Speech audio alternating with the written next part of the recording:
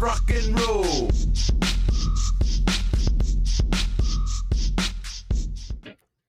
Well, hello and welcome to the Daily Atheist Morning Show. I am your host, the Amazing Super Chris. Thank you for joining me. It is Sci-Fi Friday. I've got Ryan here. We're going to talk about something that, most of us have experienced and know something about because she hasn't gotten there yet with the Battlestar Galactica. She'll get there. When she does, we're going to have Dr. Kip on to visit. It's going to be fantastic.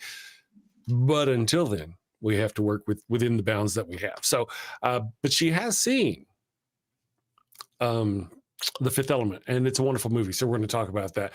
It is Sci-Fi Friday, folks. I hope you have had a wonderful week. I hope you're ready for the weekend.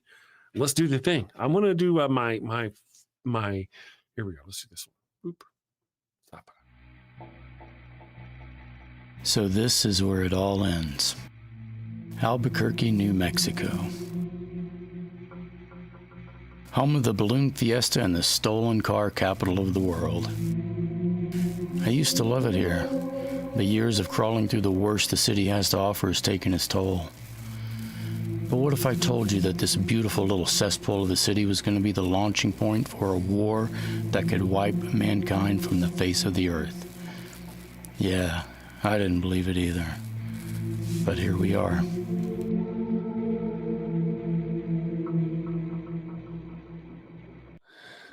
And we are back. Thank you all for that. Good morning, everyone. Let me bring on my wonderful co-host, Ryan. There she is, outshining me once again with her fanciness. So say you. So say we all. Good morning, everybody. How you doing? So I'm doing pretty good. How is our favorite Ryan doing? I'm tired. Do you want the honest truth? I'm tired. Yes. You tired? Were you up all night doing sinning and blaspheming and stuff? Maybe I was. Maybe that is why I couldn't sleep. Possibly. Because I was doing some naughty things in you my were singing in dreams. your brain. Yeah. Mm-hmm. Yeah. No, I just had, it's another one of those weeks where I said I go through cycles where I don't sleep. And it's Me been, too. Yeah. this week has been a cycle of not sleep. Damn it. Oh, well. Well, I'm rooting for you. Thank you. Everybody pray for me, please. Yes. Dear baby Jesus. Help Ryan. She's the Dear best God. co-host. I love her. You already have a plan and you know if she's going to get sleep or not. And I'm cool with that. That's kind of how they really should do it. Who am I Who to am I? change God's plan? To even ask him. That's very narcissistic. To think Oh that my gosh. He would even, yeah. Who do I think I am? Right. That's like an ant coming up to you and going, hey. Right. Of course, that on itself would be kind of creepy. Good morning, everyone. I'd be cool with that. Really is here. Michael Wolf is here. Trina, good morning, Trina. We haven't seen you in a day or three. Says, good morning. You're heading into work in a few, but I wanted to pop in and say hello. Yes, Sci-Fi Friday is one of our favorites. Pardon me. I've got the growlies this morning, guys. I hope I don't growl too much into the thing. It's allergies, I do believe. Yeah. Jason Freer, is here. Rainbow Ash, relatable Ryan. Sometimes I get manic and have a lot of trouble sleeping. Ugh, I'm sorry. Yeah. It's the worst. Yeah. And one of my deals is if I take, how you're with our medication, I don't know about yours, my medication I'm supposed to take twice a day. Okay. So Yeah. if you don't, if you take it too late. Yeah. Yes. Yes. That's why mine's just once a day and I have to take it as soon as I get up. Oh, really? I try not to forget because if I push it too late, then I definitely will be giving myself problems. Yeah, absolutely. Rainbow Ashes, Ryan, I forgot you cut your bangs. You cut bangs. So cute. Ryan has bangs today. She didn't have bangs. She's just fantastic and dynamic every day. You never know what she's bringing to the table. You never know. What am I going to pull out my ass today? Who knows? Yeah, or your head. But if you can braid the hair coming out of your ass, we'd love to see that too. It's a talent. It's a skill. It is a talent. It's a skill. Yeah. No need to show us now though. Put it away. All right, I know. Show and tell Friday. Well, we have to charge extra for that. Yes, I banged my head. There you go. That's the way of seeing it. Michael Wolf says sleeping is my problem as well. I can't get enough. Yeah. I'm a biphasic sleeper. I have weird sleeping habits. Yeah, that are for me normal. Feels normal for me, and I love it. But Yeah. for other people, they see it as odd. How's your wife feel? Is she cool with it? A little bit. Sometimes not. Does it throw Sometimes her off sometimes too? no. She's You used to know. it. Yeah, I think she's used to it. Well, she started it. She gets up early, and I started getting up early because of her. But even then, yes, it's just weird, most times she's not even here whenever I do my nap. So I don't know. Ember is here this morning. Good morning, Ember. Thank you for joining us. One of the things about you and Ember and all you wonderful people taking over and doing some Monday work, doing the Monday show, is that gives me the day off. And that actually happens to be the same day off the evil one has. She has Monday, Saturday, Sunday, and Monday off. Oh, good. And good. that gives us that day off. It's a lot of fun. We get to, do nothing together. It's wonderful.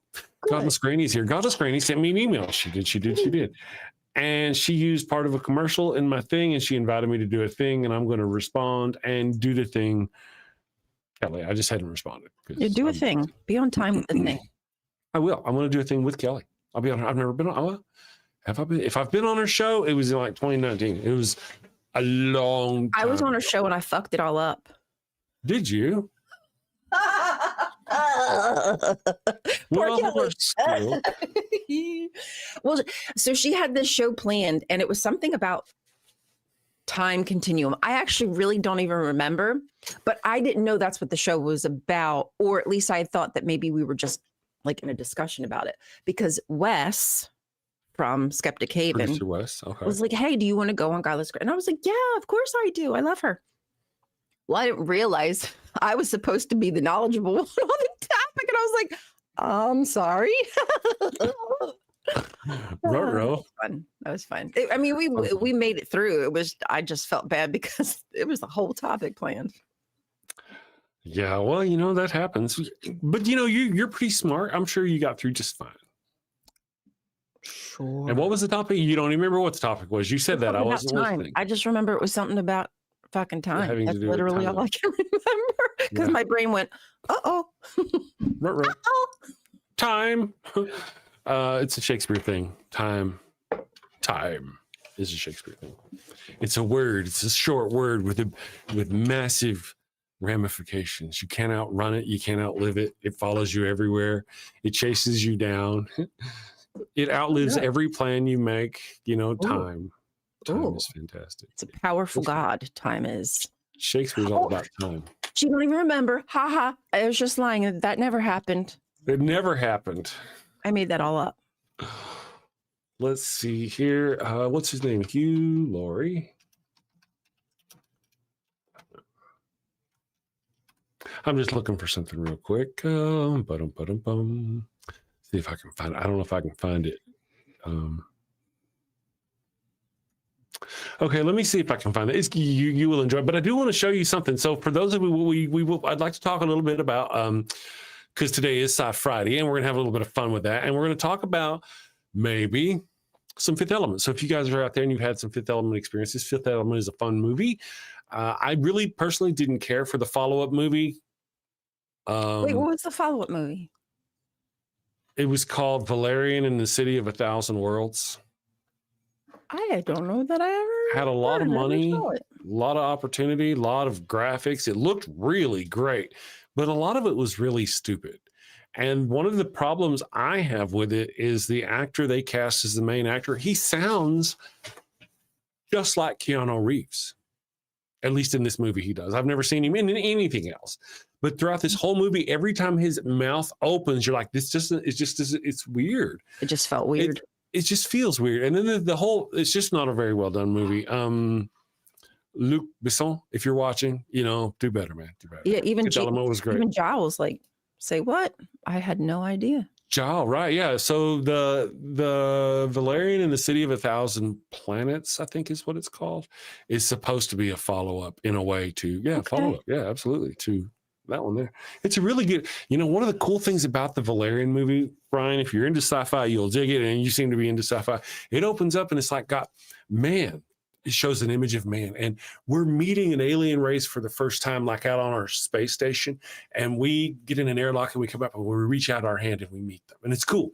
And then like that happens several times, and we form a little conglomeration of alien species, and we keep again seeing the representatives go out and welcome new species as this thing gets bigger and bigger, the space station. And then it's so big that it's starting to hurt the Earth's gravity, so they have to shove it off into space. Oh, So it's become this city, it's huge city, but built on, 1,000 years of growth or whatever. I don't know how long it's supposed to be, but it's a really cool concept.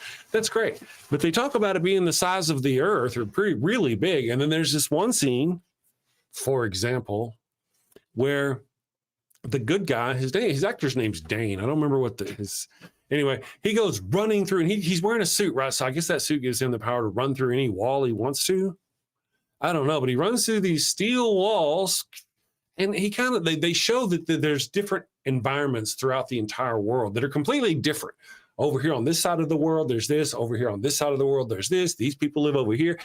And this dude in this suit kind of runs for like 2 minutes, and you see him jump through every single, it's just ridiculous. It's stupid. And they have Rihanna in it. Very good scene. She plays a very cute character. It's not in it very long.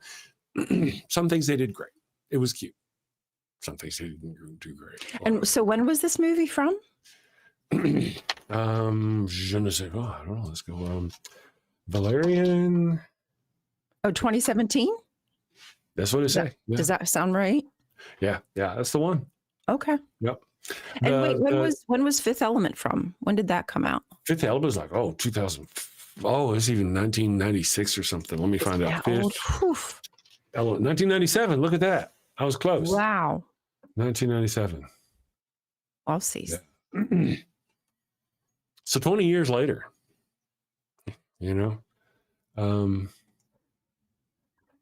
just kind of, anyway, I think there was the diva scene alone is the whole movie is just fantastic. Ruby Rod, fantastic. Yes, I love that. Does a great job. I really enjoy, I can't think of a single thing I don't like about Fifth Element. There are parts of it that are like whenever one of the bad guys gets killed, Zorg hits the button and it blows up his own bad guy who's on the phone with him. And they cut to this really cheesy like scene with a mannequin. It's got a fuzzy wig on it, and they blow that up. And so it's got like some low tech moments, but it's got some good shit too. The priest, Prince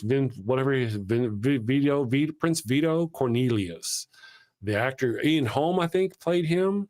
Did a really good job. First time he meets her, he sees her tattoos, and he's like, "Oh yes, yes, I remember him." Mm-hmm. Yeah. And then there's the really nervous little guy who's always like, "Oh my god!" Like and he's handing her the thing, and this is how you work this thing. It's like this right here. Have you seen that? Yeah. Yes. Yes. Funny, it's crazy. Like and then there's oh my goodness, what's his name? Tiny. He's got the damaged eye. The president. Oh shoot, I forget.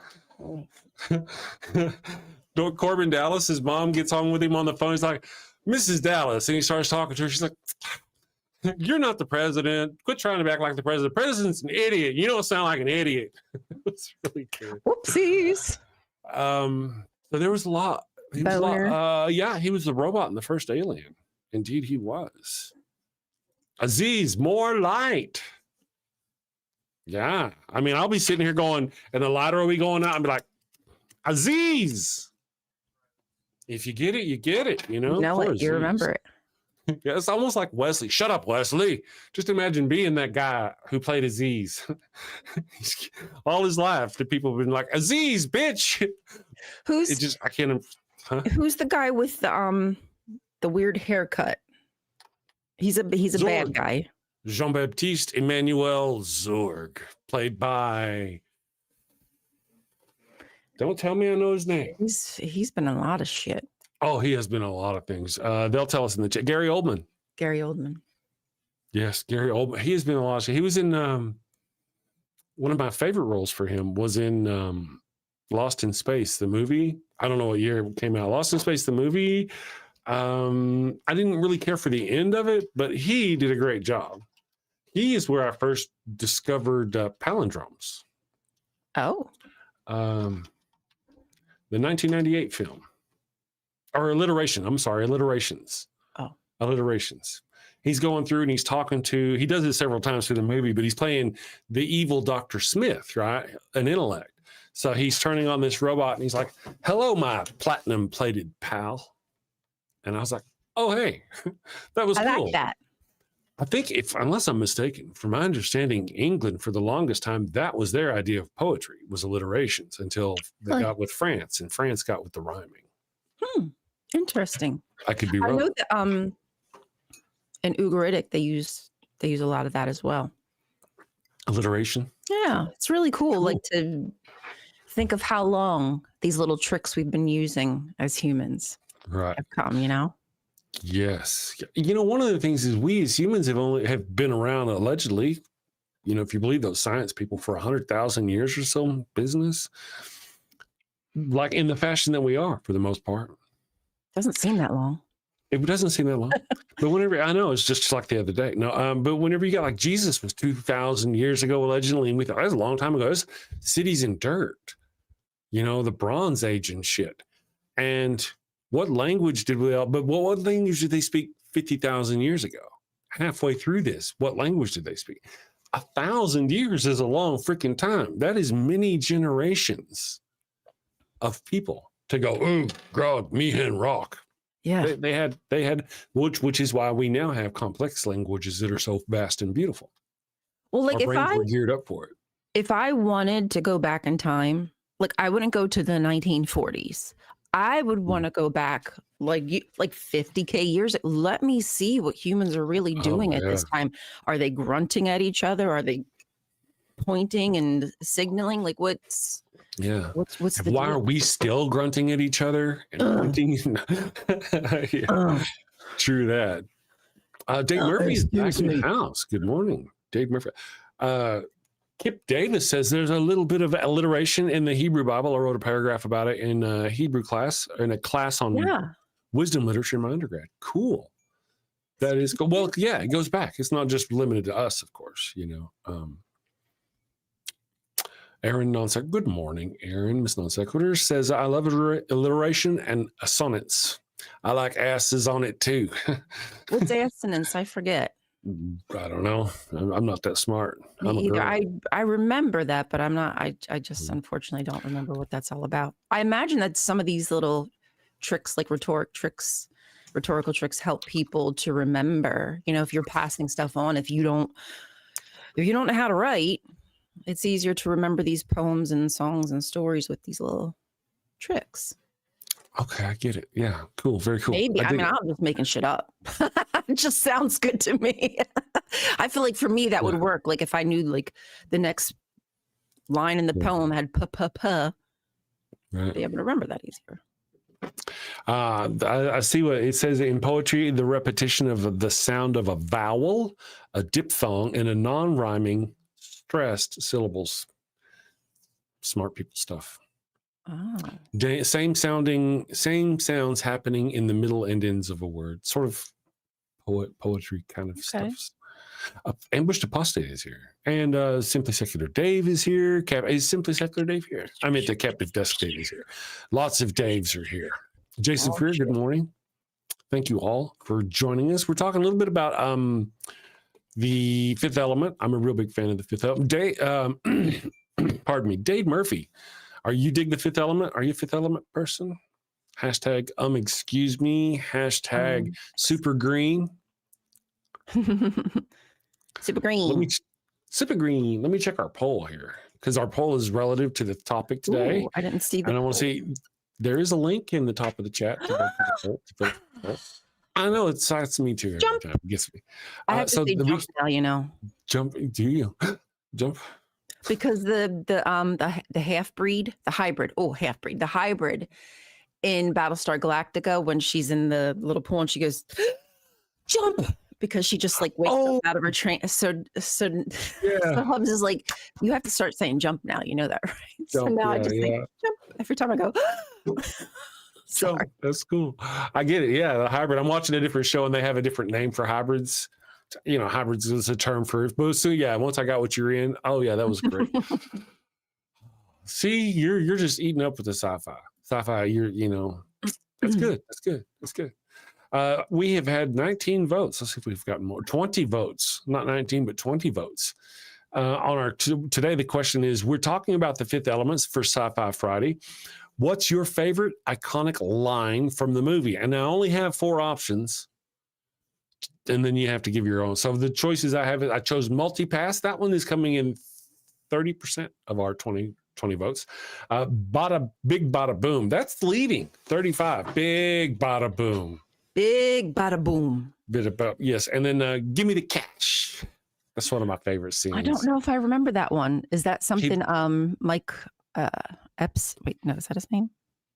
Says Bruce Chris Willis. Tucker. Bruce Willis Chris looks Tucker. out his door to make sure there's nothing there and there's nobody in the hall. And then he opens the door, and in front of his peephole is a guy standing there with a painting of his hall on his hat. So when you look out, Yes. and the guy's got a gun, he's like, "Give me the cash." I remember that. Yes, I remember.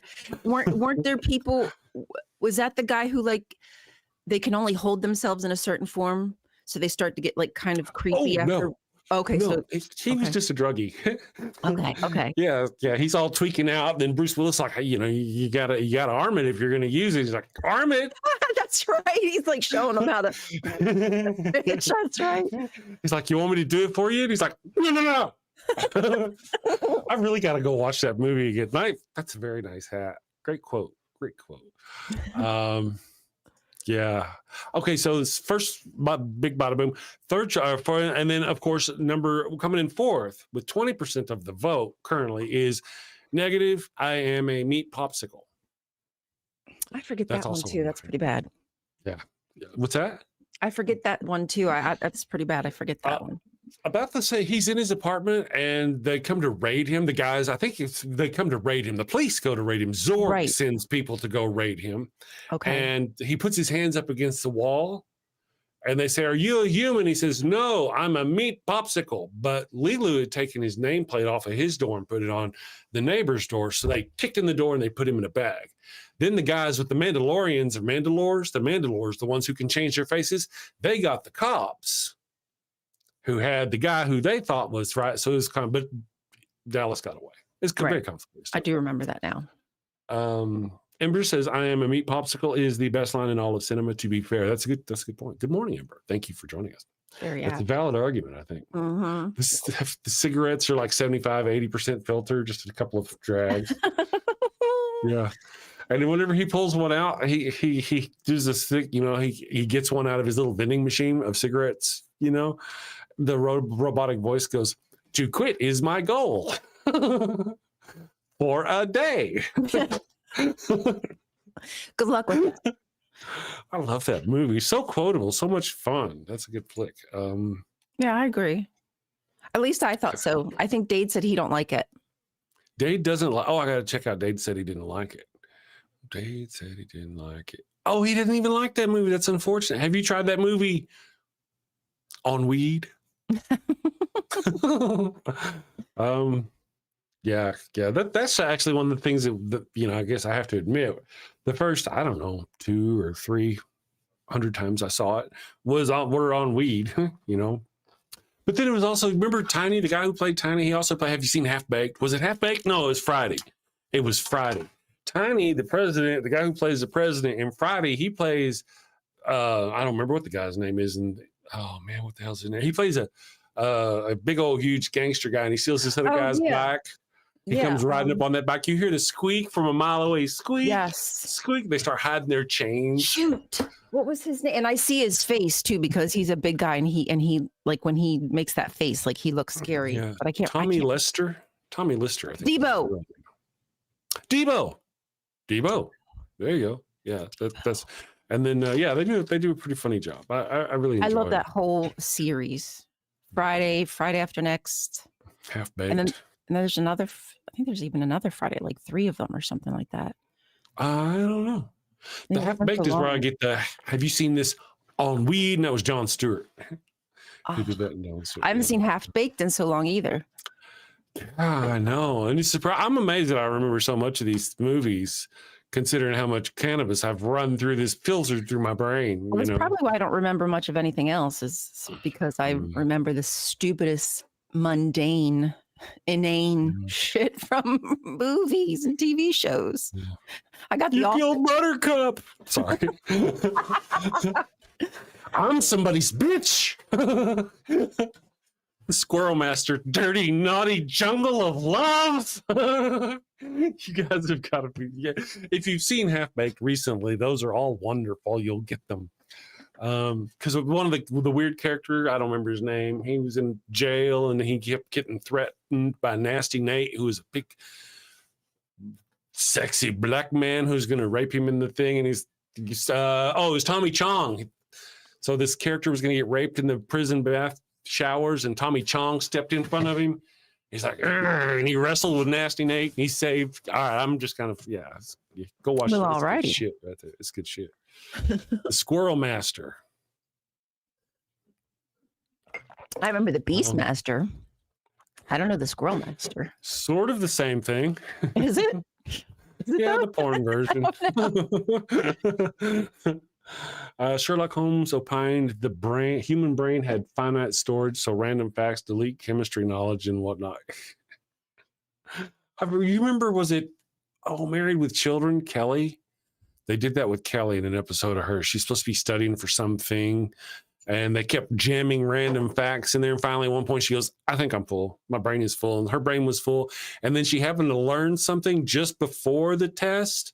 And whatever she learned pushed out information she needed to finish the test. And it screwed her up. As it goes. As it has to. Yeah, that's how it works, I guess. That's my luck, anyhow. Yeah.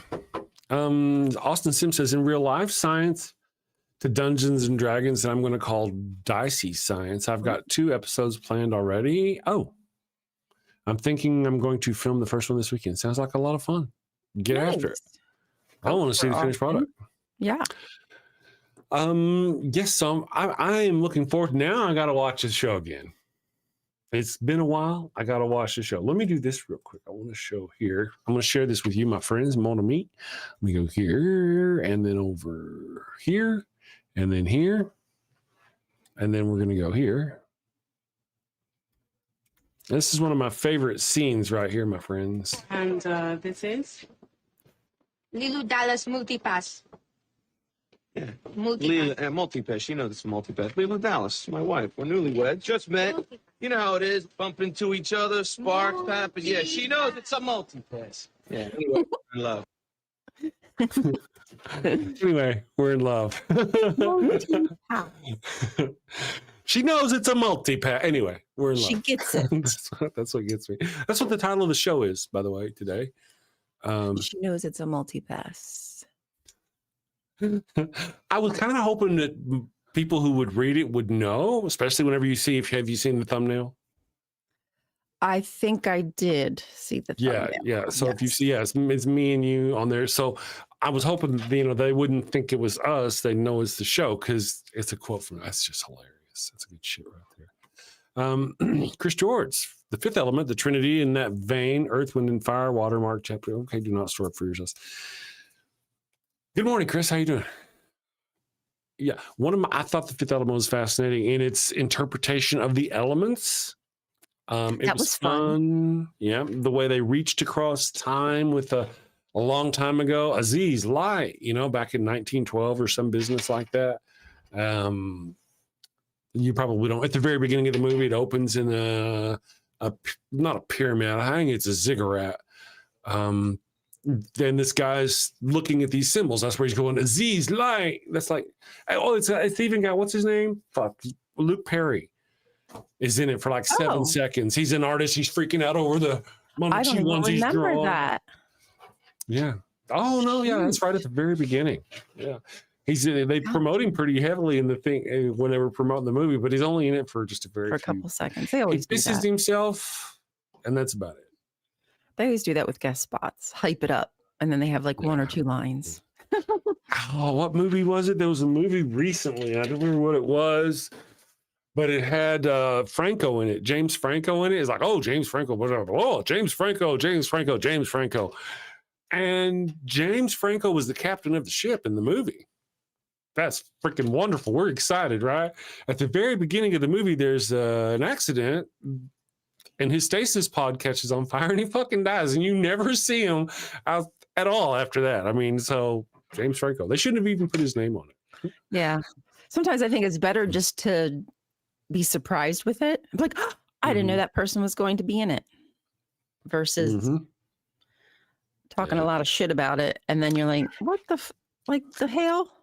That's right. The opposite happened with Matt Damon. Whenever Matt Damon was in Interstellar as Dr. Mann on that planet, whenever they get to that planet, nobody knew it was going to be there because he didn't want it in the promotional material or any of that. So if you're watching Interstellar for the first time and you're going through it and you don't realize it's going to have a Matt Damon cameo in it, and it's not a little one. I mean, he's in there for, you know, a good 20, 30 minutes of the show or whatever. I don't know, but it's not just a walk-on kind of deal.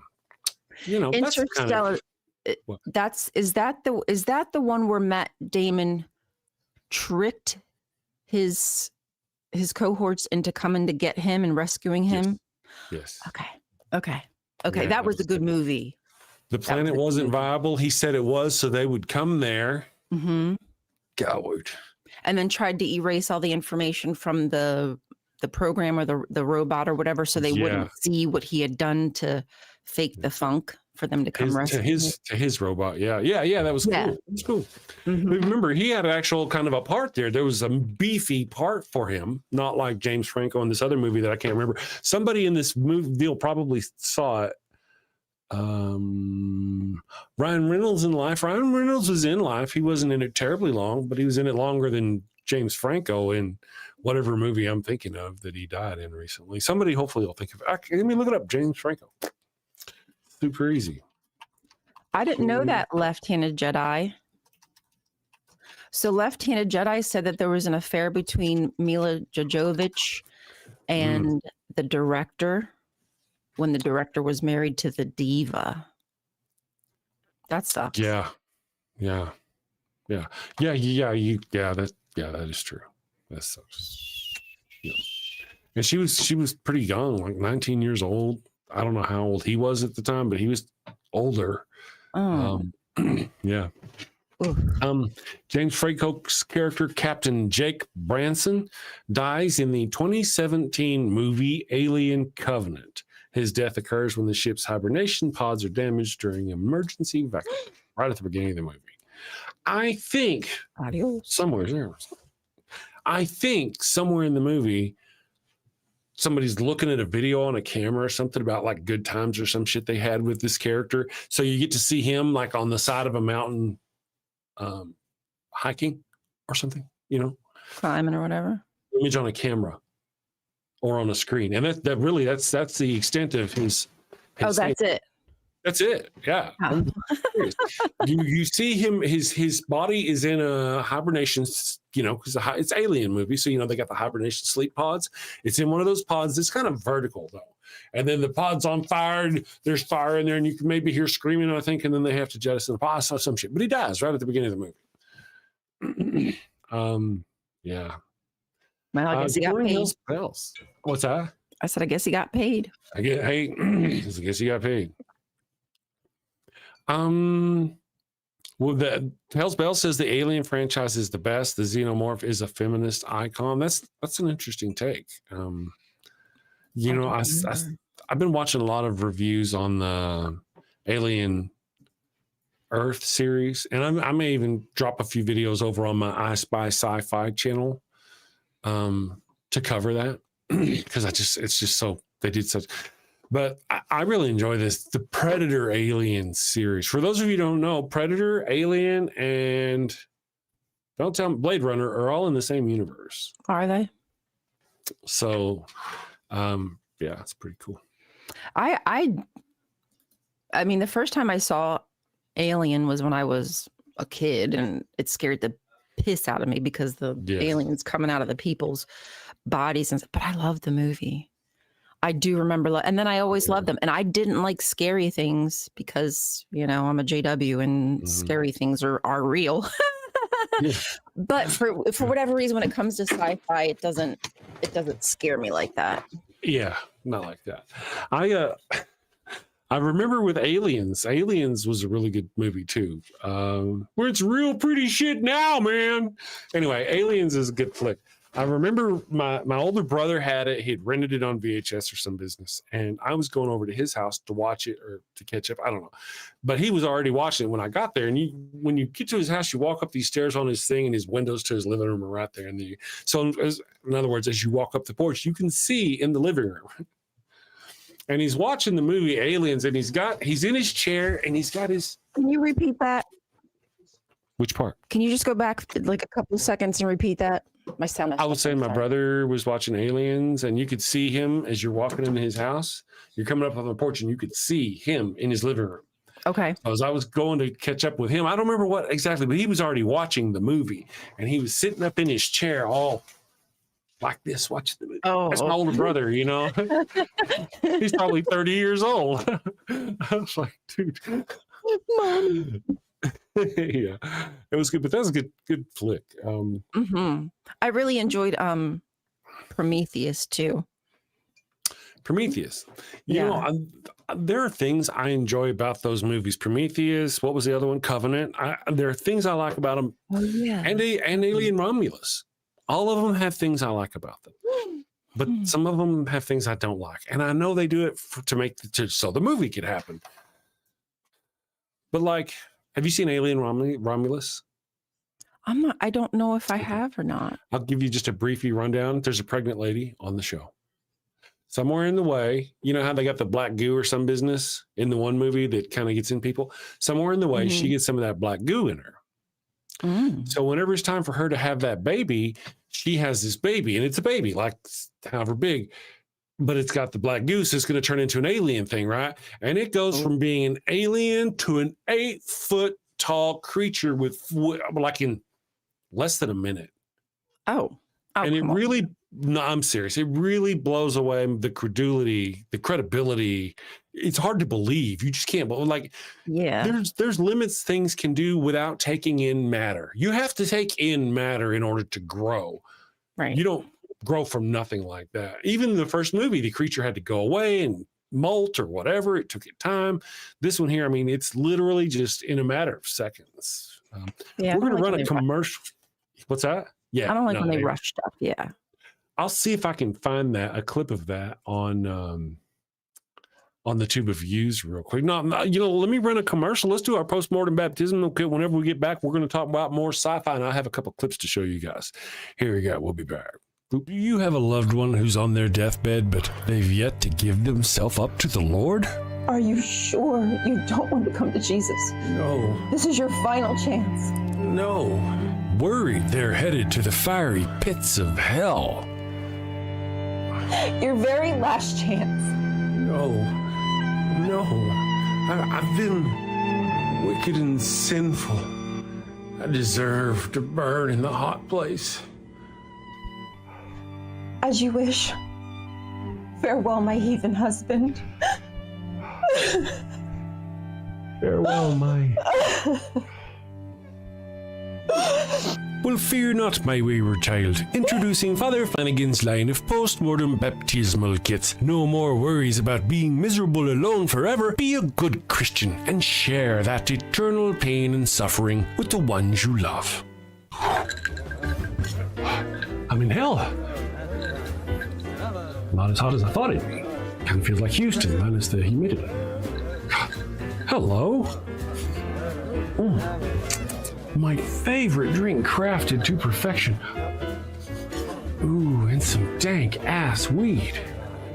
I can't bear to be down on my face chanting, holy, holy, holy is the Lord, every day, all day, for all eternity, by myself. Wow, is that George Carlin? And Alan Turing, look at that. Carl say, oh, I am so honored. You've been my hero since I was a kid. Neil deGrasse Tyson, what are you doing here? Oh, I get it. I get it. Schrodinger's heathen. Very cute, you. Very cute.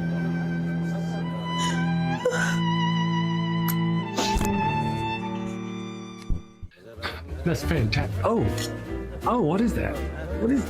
It's holy water. Oh, it burns. No, this isn't where I want to be. Pabst Blue Ribbon and a Marlboro? No! Father Flanagan's post-mortem baptismal kit. Dead kid tested, Mother Teresa approved. Is that the Pope and John Paul? Jim Jones and Jimmy Swaggart, huh? I could see that coming. Neil deGrasse, what are you doing?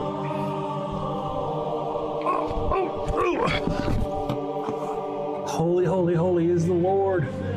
Holy, holy, holy is the Lord. Thanks, Father Flanagan. Damn them to an eternity in heaven for only $59.99. They wouldn't appreciate it, but you'll feel better. And that's the point, isn't it? Get yours now. Your heathen loved one's time is running out. Holy, holy, holy is the Lord. This is some bullshit. Holy, holy, holy is the Lord. All right, we are back. So I want to show you this thing here if I can. I'm trying to cut in as much as possible to limit the time on it. But this is the end scene of Alien Romulus. And here we've got one of our main characters. I think this is what I'm going to see what's going on here. So she's fighting the alien, and we've got that's the big huge alien. It was just born minutes ago. I don't know if it could be. Can I go that far now? But it happens right here, and it was a baby, Elevator. like a newborn infant seconds ago, and then it turns into this. Where'd it go? Come on, man. This huge creature. Ew. Ew. Oh no. Ooh. Right? No time for romance. Yeah. It's like a naughty scene. Ew, ew, ew. And Why are we again, not shooting it? this is I want to say minutes after it was born. Damn. And it's just that just makes it really so, oh man, I just can't buy it. I just can't buy it, you know? It's just that really, and of course, a lot of the movies are that way. I want to say the same thing about, despite the fact that I do kind of enjoy Covenant. And what was the other one? The other one, huh? Did you say Romulus? Well, there's the one you mentioned earlier. There was Covenant. Oh. I already forgot. Prometheus, that one? Prometheus, yes. In Prometheus, it's not so bad. It's not so bad that I remember. But in Alien, is it Covenant? The one after that, they land on this planet and they wear no kind of protection, none at all. They don't test the atmosphere, nothing. It's a planet with a full, beautiful biosphere. Plants, trees, animals, they don't put on any kind of protection at all. Problem A. Then they go marching about through this place, step on some spore-looking things. Oh. The spore-looking thing bursts and puffs out a little deal of smoke, spores, and the spores go in the guy's ear. Oh, dear. Or nose or whatever. And then they go to this place, they look at a thing, they start going back to their ship, and then these huge creatures that are like the size of a bass, a huge freaking bass pop out of them, again, minutes later. And then these things just keep, it's just the time frame that they apply to these things is stupid. It's just, yeah, they accelerate to do that. to get to another plot. And it's like, don't do that. Take a little time. Slow it down. Yeah, just slow it the F down to make it a little more realistic. Yeah, I get that it's science fiction and you can just make anything happen. Yeah. But we like it to be at least plausible. Like, God forbid. Yeah. And that's what I'm thinking. Aaron non-sequiturist got, this is some bullshit. That's a quote from, oh man, the Alien, Resident Alien. If you haven't seen that, it's a cute series to watch. It's a good series. Let's see. Poor storytelling is no excuse. That's right, Left-Handed Jedi. No excuse. Let me see here. I did see something. Oh yeah, Jason Freer says Natasha Hendricks was a neighbor of mine for a short time when we were kids, so I really enjoyed the Species franchise she was in. I enjoyed it too. One of the things that you may or may not know about that is that they had to wait for her to turn 18 for her to shoot the scene with her nudity in it. So she's a 17-year-old girl. They've already cast her in it, and we're going to wait until the day or the day after she turns 18 in order to shoot her nude scenes. Just so you did. I didn't know if you knew that about that show or not. But and then at the premiere, she sat by her father and felt it was really uncomfortable to watch those scenes with him. I have a think question though. What's that? If probably technically once you're pregnant, that's a human being. Like they're just consider. Why isn't that the birth date? They're human at The that moment. conception date. Yeah, Yeah. why isn't it conception? So So why isn't it technically- 17 months? There's 17 years, 3 months instead of 18 years. That really sounds like a Not that I want conservative that. point of view on it. I don't want that, but You know, anything to lower that age, I'm sure they'd be down for. they'd you be know. happy about that, right? Well, they incubated for 9 months. That's got to count for something. Yeah. Hey, if it was a person for that long, the only thing he didn't have was a vote. And a job, damn lazy fetus. Yeah. The cat down the road. Good morning, the cat down the road. Thank you for joining us. Welcome to the damnation. Says conception is harder to track than birth, probably. I don't know. They seem very determined to track conception, whether you want them Sorry, to or Aaron. not, through these period tracker apps or through medical things. They look very determined to track conception. So if they're going to work that hard to invade a woman's privacy to track their menstrual cycles and whether they conceive or not, then maybe they should grant them some. I think that's bullshit to begin with. I don't think they should be. I think that's fucking wrong. on It's so all many weird. levels. It's all so weird and obsessive. Like The They're like conservative compulsed. theist desire to oppress women Mhm. is just it's like their fantastic. driving force. It really is. It really is. Like my kids motivate That's me to Ollie be like a snoring. better person. Oh, I thought I heard something, That was Ollie snoring over. but I think for conservatives, being evil is what drives them. What can I do Yeah.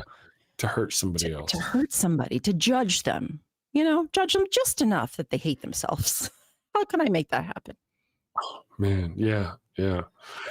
No, but you do seem to get a kick out of it. Hell's Bell says, since it's spooky season, what is your favorite scary movie you watch this time of year? That's a great question, Hell's Bells. And I was thinking, Ryan, we've been talking about Alien and stuff. Maybe we should make that the topic of an upcoming episode of Sci-Fi Friday. Just focus on Alien. Fifth Element is fantastic. It's a wonderful thing, but Alien is a really good topic as well. And we could rail on Alien for a little bit. We both. And there's so many. Have you seen the Sacred Cow Diner? Good morning. Moo. Conservatism equals misery loves company. Ain't that the truth? In fact, it's almost kind of like their company loves misery as long as it's someone else's. Good morning. Thank you for joining us, Sacred Cow Diner. Well, it reminded me of Andy Hall. He has reminded me of Andy Hall. Good morning. I hope you're doing great, Sacred Cow. The cat down the road, Heredity. Good morning, by the way. Good morning. Yes. So, I'm not sure if I saw that one. which one is that? Hereditary. I don't know. Oh, I don't think I've seen that It either. I haven't sounds seen it. familiar, but We've got so many sci-fi shows we've started and have not finished. There was one with Anthony Mackie, I think. He played in a few hundred years in the future. They have these, they can put your consciousness in a little thing. I can't remember what it's called. Anyway, we started that one, just couldn't get through it. We started that other one. Man, that was 20 episodes a season, so it was pretty old. Oh man, we never could get through it either. It would have been a good show, I think, if we had, what was it? Shit. Somebody in the chat knows. Starts with an Jamie F. will be Friction, faction, fantasy. Damn it. Sci-fi show starts with an F. Fringe. Fringe. Oh my God. I think I had a stroke of genius. It's because I Your stroke of banged. Genius. You have bangs. Yes. You I thought of it, but fringed. now because I have a penis, I will now take credit for your. You did it. So I did. It was a struggle, but I got there. Anyway, Fringe. Yeah, we only got to the first season of Fringe. We're like, oh man, we just couldn't do it anymore. We may rewatch. The wife wants to rewatch Foundation, and I'm like, that's just because it's go-to material for her. Lee Pace. Remember I told you about Lee Pace? Oh yeah, she likes. Yes, she is. She does like. She recommends from a female perspective.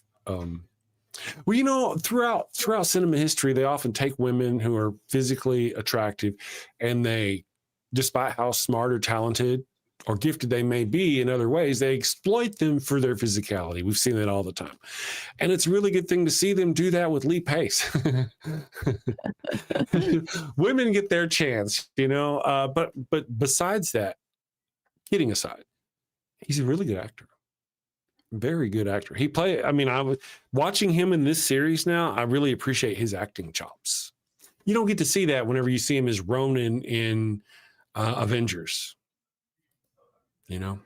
Which guy are you talking about? The one who was in Dawson's Creek or the other dude?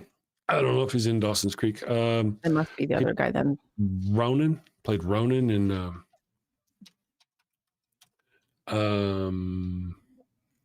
Avengers. His name is Lee Pace. Yeah, it's the older guy. Yeah. It's the older guy. Okay, not the younger guy. There you go.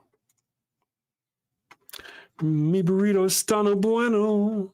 It burns when I pee. There you go. So this is Lee Pace. And this is kind of a lot of Lee Pace in certain aspects of the movie or the series. Him down here running around in like a towel or something. It's very, yes. I don't know if that's the older guy you're talking about, but if that's the older guy you're talking about, I'm a fucking fossil.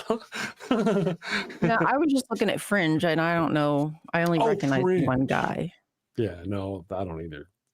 The one guy in the Fringe, the older star of the show, I don't remember his name. He actually played in, where is it? Did I stop streaming? Yes, we're good. He played in one of the Hobbit movies as the father of Boromir and Faramir. He ended up, he's a bad guy. He's a bad guy. I see. Chemical Squirrel says, I actually watched Firefly last night for this. Did you really, Chemical Squirrel? Well, it's Ryan's fault. It's entirely her fault. I blame her. I think she should give us like 5 Hail Ollies and 6 Dear Marys or Dear Baileys. Some self-flagellation. We do need the self-flogging whip. That's true. Self-discipline come a long way. Well, you know, we're not, but they're maybe soon. Because she hasn't had the opportunity yet to watch Firefly. So we decided to just kind of stick with what she knew. So, because we don't want to spoil Firefly for her. Firefly is a really good show. I want her to enjoy that one, you know. And Chemical Squirrel says, I made it through 3 episodes. They're long. I don't know, they may be long. I don't know if they're long or not. That may be a perspective. Maybe Chemical Squirrel doesn't like them and they feel very long. It is Cowboys in Space. That's not everybody's bag, but they do it the cool way, I think. So, but Chemical Squirrel, I got to ask: are you watching them in order? Later, Kelly Lofton, take care, bro. Are you watching them in the correct order, Chemical Squirrel? Or are you watching them? I mean, did you go, hey, internet, what's the correct order to watch these? Are you just watching them in whatever order, whatever streaming service has for you? Because there's a proper order to watch them in, because Fox released them out of order, which made it very confusing for people who were watching the show. Of course, Fox and it did. kind of sucked. So, yeah. What do we expect from Fox? Right? If there's a correct decision to be made, Fox is not going to make that decision. Can't they just go back to Can't they just stick with entertainment? They have so many good shows that I've grown up watching on Fox. Just get rid of the news. You don't need it. John Noble is the actor's name who played. John Noble is the actor who played in Fringe as the old man. His name is John Noble. He played Dinneroth. Thank you, Ember, for bringing that up. Yes, mind blown, huh? Mind blown. There's a character who plays Jane in Firefly. Jane is a lot of fun. Jane is a man, a manly man, and his name is Jane. The man they call Jane. They even have a song about it. I'll wait because I'm talking to you. I don't know anything about it. Right. Anyway, so there's this guy named Jane in the show, and they make a lot of, and it's really good. I don't even remember what I was going to say now. I done forgot. The man they call Jane. It's a great song. They do a great job with the show. It's really good.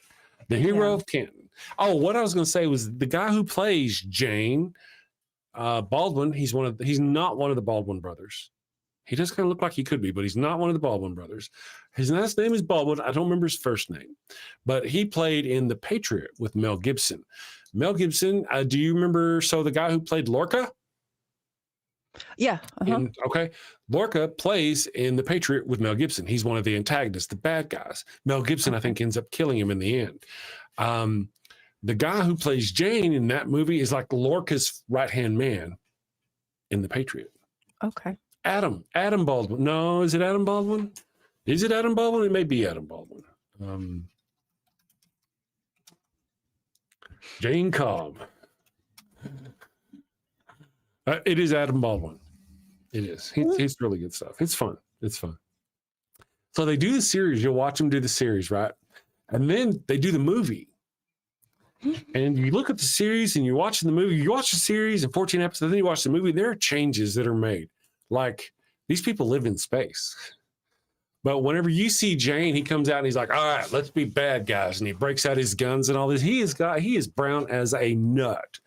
This guy's had more sun. I mean, it's just, he's way dark. And a lot of them are kind of like that. Like, they've been tanned. And I think what it was is they were on different sets doing other things because the show had been canceled. So when they came back to play people who were captive in a ship for such a long time, it didn't quite. Who shouldn't have seen sunlight, any sun at all. Yeah. I would imagine those ships probably have to, I mean, I would guess that you'd have to have like lights that kind of simulated sunlight. Wouldn't you think? You would think some kind of, or vitamin D's or whatever. I don't know. You'd have to, because you'd be getting sick after a while. Well, maybe not sick, I should say, but I just feel like there's something about being a human that we need.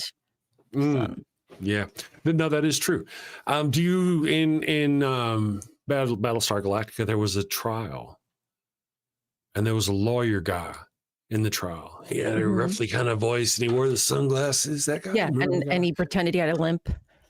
Yeah. I think he had a cat or didn't have a cat or some business. I don't remember about that. It's been a long time since I've seen it. Yes, he either did have a cat or the cat died and he thought he had a cat.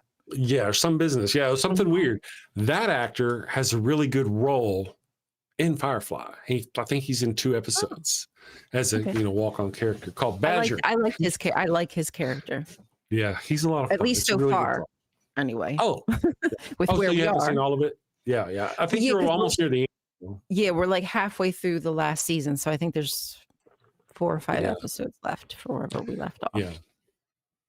So, Dragons in Genesis says Adam Baldwin looks more like a Baldwin than Stephen Baldwin. True. That's right. Stephen Baldwin's got that squinty eye look. Stephen, if you're watching, I'm sorry, but that's just how it is. Steampunk in space would be a good space pirates. It's kind of an interesting way of seeing it. Chemical Squirrel. Ember says without enough D, with the immune system fails. Yeah. Everybody needs D. Everybody needs the D, apparently. To get some D. That's what Ember says. Go get you some D, Ember. Cool stuff. So that's a fun one. But let me just kind of, if we can, bring it back to the topic of Fifth Element. So, do you, Miss Ryan, have a favorite character from the show? There are many good characters. You have a favorite?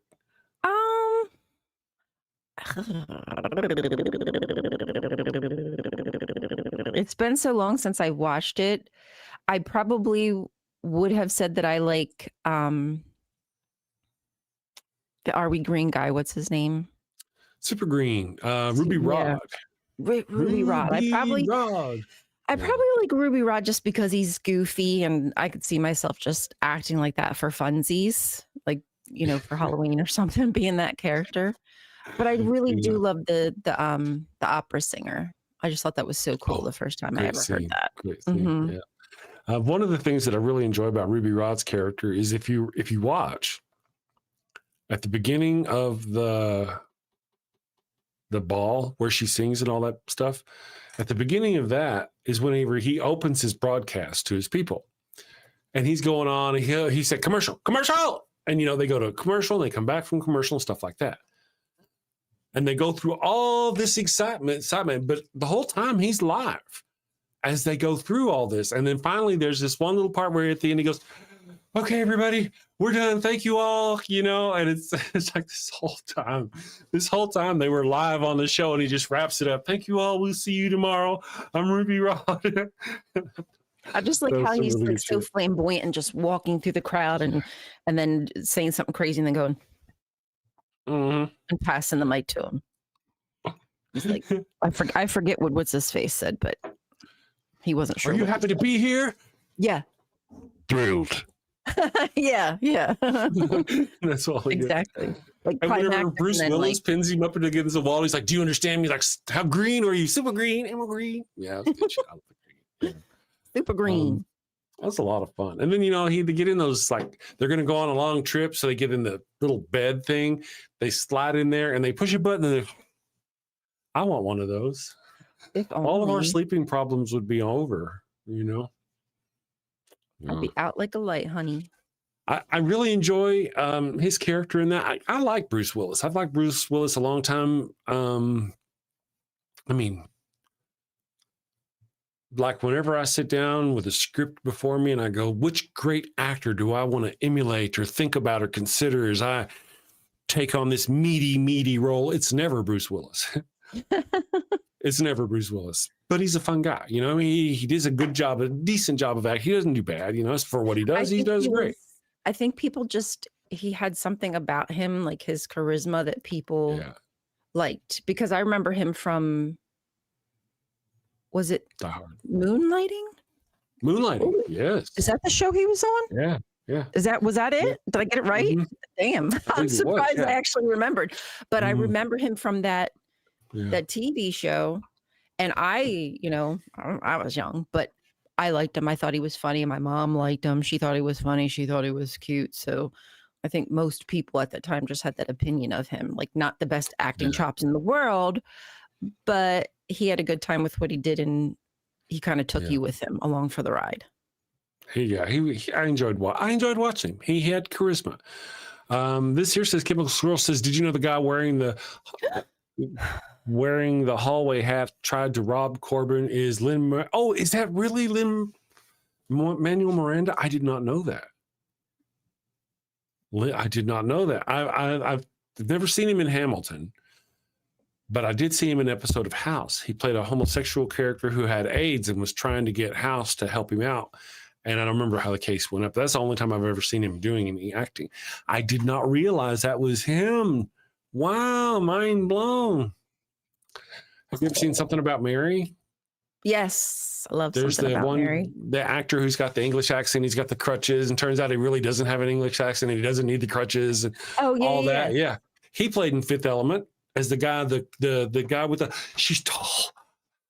Yeah, one of the characters aboard the ship. He was like a what do you call him? Yeah. But I remember like he pretended to be like some kind of, I don't know, doctor or somebody smart, whatever it was. Smart. Yeah, it was all fucking fake. His character in Fifth Element leads Pava Laguna, the singer, to her room, or is going to meet her at her room, and he's waiting for her, and she comes around the corner, and her room is here, and he's like, same actor. That's fun. Lee Evans. Who's Lee Evans? Let's see which one Lee Evans is. Oh yeah, Lee Evans. Yes, he's good stuff. Did you know Flawless in Paradise is Super Pacific Islander themed, but all the officers are white as sheets? I did not notice that. Interesting. Yeah, that's not that is kind of weird. You know, I mean, if you've ever been on a cruise ship, not a lot of them are like that. It's kind of the opposite. They get all of their workers from foreign. I mean, maybe the captain or the very tall officers, but most of the people on those ships are. Anyway, maybe that'll change. Fifth Element is one of those movies where if you see it playing, you just sit down and watch. That's true. I'm going to tell how old I am. Now, you people may not realize, because you got your all 4K and your 6K and your 8K and your 10K or whatever the fuck Ks you got going on.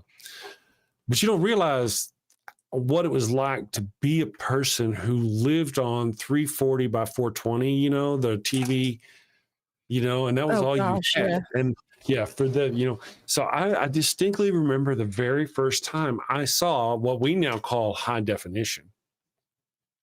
I was walking through an electronics store and I was passing by a television, and on that television was playing Fifth Element. And it was on the scene where Jean-Baptiste Emmanuel Zorg, he's got his thing and he's talking to the priest and he chokes on the cherry. That's the scene it was on as I was walking by, and I walked in, and to me, in my eyes that had never seen this kind of screen, it looked like you could just reach and touch him. It was just so cool. That was my first experience was Fifth Element. Oh, cool. Walking by TV, Yeah. I don't necessarily remember like the first time I saw high def, or anything of that nature. But now trying to watch something from them can be a little bit difficult for my brain, because I'm just like, oh, why can't it be crisper? Yes, like the clip we were watching earlier. The horrific frames that we were watching on the it's a multipass. She knows it's a multipass because it was filmed back in '96 when it looked like, I'm going to run us a quick commercial. That's what it should be. AI shouldn't be telling people what they qualify for when it comes to their medical services, but it can help us get all of our old movies crisper. Come on, AI. Yes, do you think? It could upscale some shit, is all I'm saying. Right. I'm going to run us the Pharaoh's Curse. We haven't, we're going to do that. That'll give us a break. When we get back, I'm going to play you a skit with Hugh Laurie in it. And so here we go. Did I say Pharaoh's Curse? I said Pharaoh's Curse.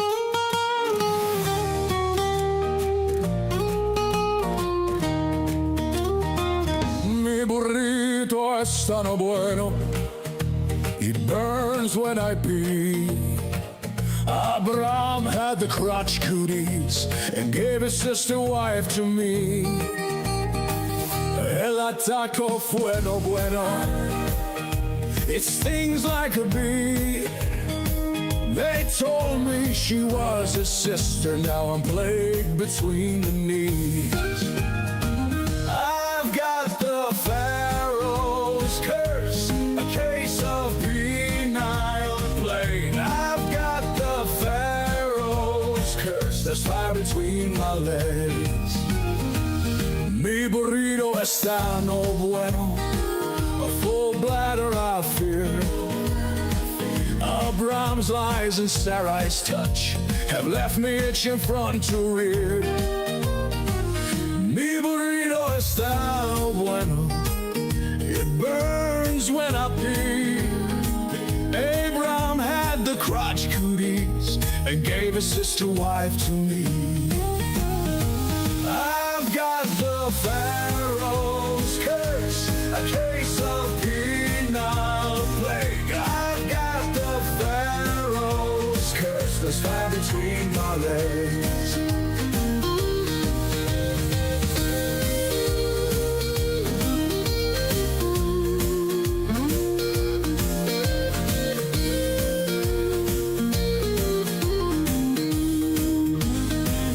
Mi burrito está no bueno, a full bladder I fear.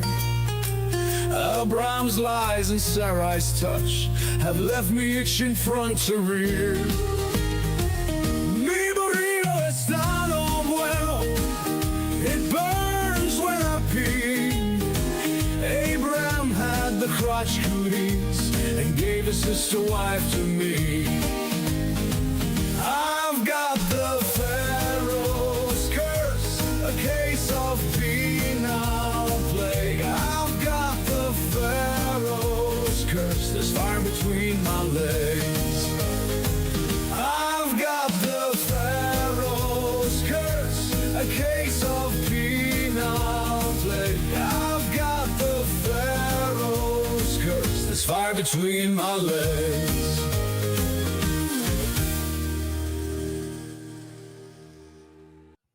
All right, we are back. I'm glad you enjoyed this. So now I want to show you guys. So remember earlier I mentioned time. But it's not just time. Time means a lot, and especially to Shakespeare and people in their day. Now, if you're a Shakespearean actor, you'll go through and you'll see how Shakespeare treats time, because it varies. Is it at the beginning of a word or a sentence? Is it talking about this? Is it talking? But time is very important to Shakespeare. So important, in fact, that Shakespearean actors have taken to mocking Shakespeare. And I think you're going to want to, Brian, you probably enjoy this. I hope you enjoy it. I'm going to share this with you guys. This, you'll see, this is old. This is the guy who plays Dr. House. Have you seen Dr. House? You know. Yeah. Okay. And you'll be like, oh my God, this is old. Here we go. I'm going to take us off the screen because it might take a minute. Here we go. What I want you to do is give us all a good view of that track, all right? I mean, read it. Yes, read the speech. Right. Hugh? Yes? Why are you squatting? Oh, sorry. I don't think we're ready for that yet, are we? No.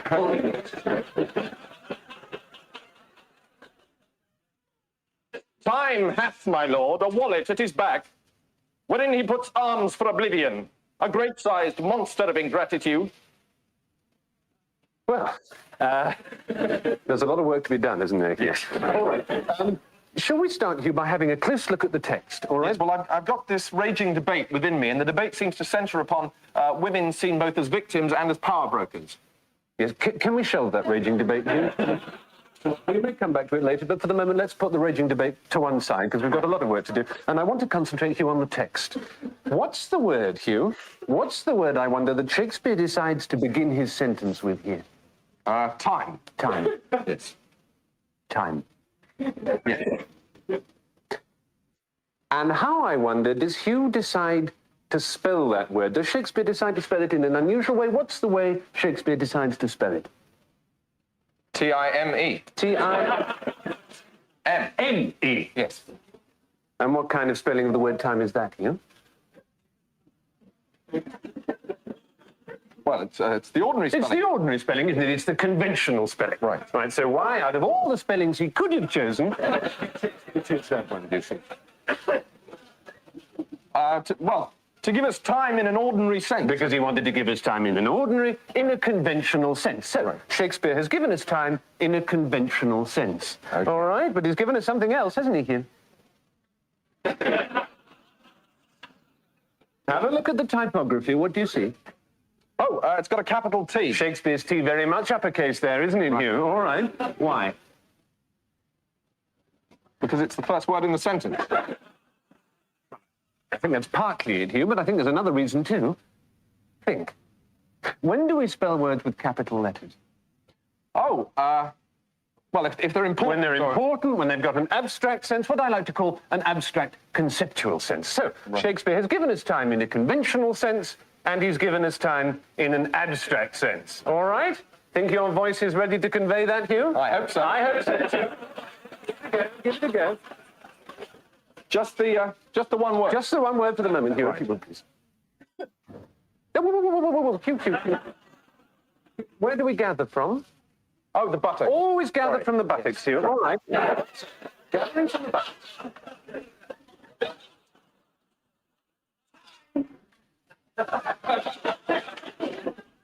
What went wrong there, Hugh? I don't know. I got a bit lost in the middle, I think. All right. Not to worry, because what I want you to do now, Hugh, is I want you to take the word time, and I want you to start adding some of your own feelings. All right? Some of your feelings of ruin and folly and hopelessness and despair, feelings too of triumph, feelings of hope, feelings of love, feelings, a sense of Troy falling. Yes, for those of you who don't recognize it, that is Dr. House that you're seeing on the screen right now. Yes, Dr. House. Right there. You've never seen House. Yeah. So Dr. House, Stephen Fry indeed was a baby. Stephen Fry is a champion for gay rights and all this business. He's wonderful. So on with the show. It's almost over. A sense of hope of Troy rising. All right. Feelings of jealousy, envy, and covetousness.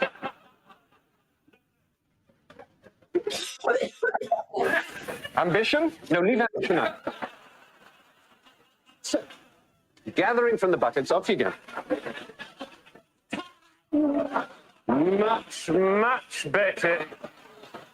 We've made tremendous strides. This is very exciting work. I'm very excited. I hope you're excited too. Oh, I am. You are excited, Hugh. Okay, that is, if you're familiar with the acting, interpreting Shakespeare, any of that business, that is kind of what it's like. They're blowing it out of proportion, but they are not blowing it out of proportion at all. If you Right. I love that. Yeah, Shakespeare, it is From your butt. Yeah, and they're like bum bum bum bum bum bum. Ah, but he did a bum bum bum bum bum bum bum. Oh, it was a bum bum bum bum. Now I get it. I'm not shitting you guys. Yeah. Does Hugh Laurie do as Sherlock Holmes? Does Hugh Laurie? He plays Dr. House. Holmes is in more than one house. Dr. House is based on Sherlock Holmes. Oh, for Hugh real? Laurie plays Dr. House. You didn't know that? I didn't know that. No, I had no idea. Have you seen Holmes or House? Have you ever seen? Yeah. I've seen the whole series. It's a good series. Yeah. So he it's essentially the same House Holmes kind of thing. Thank you for Ember. Yes. Body detective. Have you seen Jeeves and Wooster with Brian? I have not seen. I have to look into it. To be honest, I've never been able to get through all of House. No, I really the first season where he does a lot of investigating and he does the medicine stuff and all that, first season and a half, that's pretty good. The only thing that's kind of stupid, I got to say the S word, it's stupid, is that they're sitting there and they go, okay, we don't know what this person has been doing. Go, you educated doctors with PhDs in medicine, go break into their homes and tell us what's under their kitchen cabinet. That's just fucking stupid. That's never going to happen, ever. Nobody's going to do that. That's just fucking stupid. That a doctor is going to break into, on the regular. They do it all the time on the show. All the time. Anyway, but other than that, it's really good. He's like, this lady comes in, he's got to diagnose her, and it's really interesting watching him go through it. But then in season 3 and 4, it gets more about his assistants and the emotional things they're going through and their boyfriends that they had and how this was a bad problem. And then by the time you get to season 6, Dr. House is being investigated by this police guy who's fucked up his whole life. The show is not fun at all. And he gets put into a start. I don't know. And then they put his ex-wife in there. And so there's this tension between him and his ex-wife. And it's just that, there are a lot of those things I just described were not investigating wounds and medicine. You notice a lot of that was not that. It was this other thing. Now, I have to say, Cuddy, she's hot. I think she's hottie. The lady who plays Dr. Cuddy, his boss, she's hot. Are you familiar with the movie? I'm going to say, we're going to talk about Yes. Yeah, Dr. Cuddy, she's hot. Yeah. So the movie is As Good as It Gets with Jack Nicholson, where he's a crazy person, kind of a crazy person. Oh, yeah. I remember that one. Okay, so in one scene, he's at Lisa Edelstein. Thank you.